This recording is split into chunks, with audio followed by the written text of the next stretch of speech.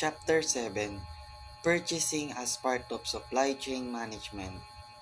Um, in Chapter 7, I have learned a place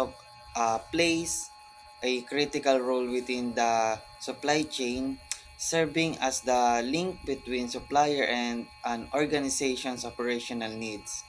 Also, reflecting on purchasing within the broader context of supply chain management reveals and its influence on cost control, supplier relationships, and overall efficiency.